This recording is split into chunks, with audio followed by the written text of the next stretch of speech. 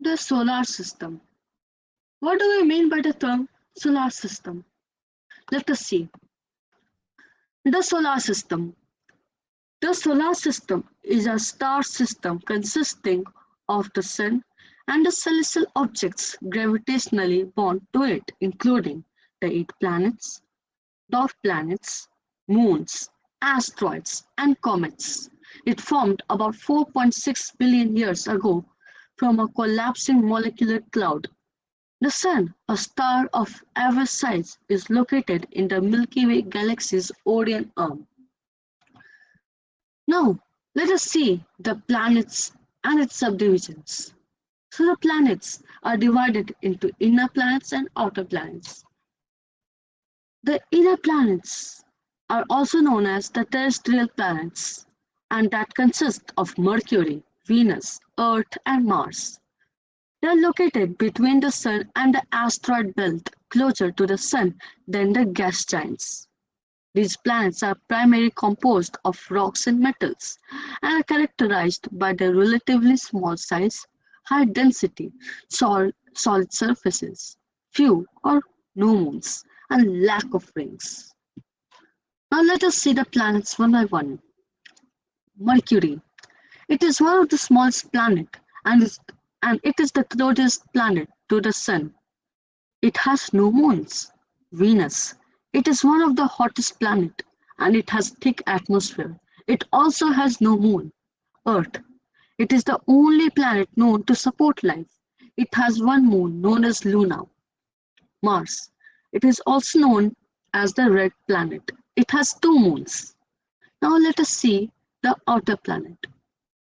The outer planet are the planet whose orbit lies outside the asteroid belt, that is Jupiter, Saturn, Uranus, and Neptune.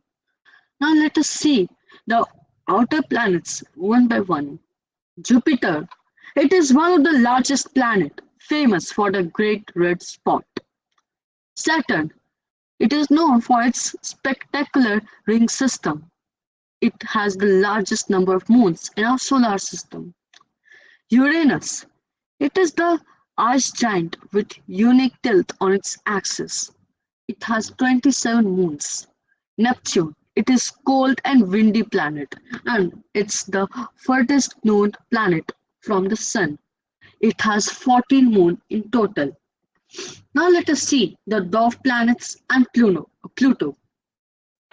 Pluto is actually a dwarf planet and it's classified as a dwarf planet, mind you, not a planet, following a 2006 decision by International Astronomical Union (IAU).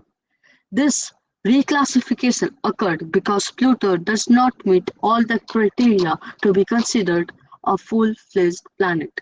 Specifically, it hasn't cleared its neighborhood of other objects in its orbital part.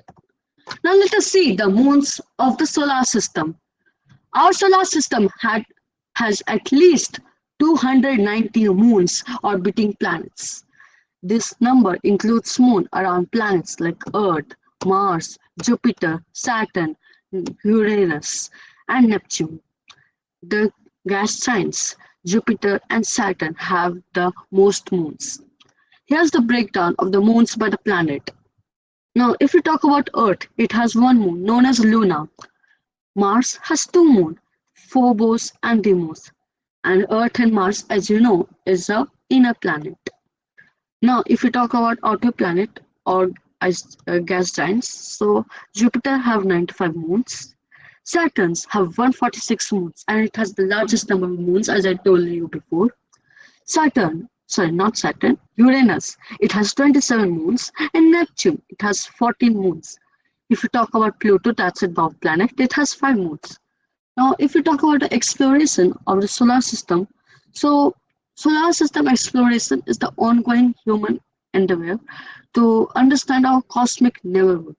It involves observing, visiting, and increasing our knowledge of the sun, planets, moons, asteroids, comets, and other celestial bodies within our solar system. This exploration has been conducted through various means, including telescope, robotic spacecraft, and human space flight. So if you have any questions or query, you can type in the comment box. And that's all for today. Thank you and have a nice day. Bye.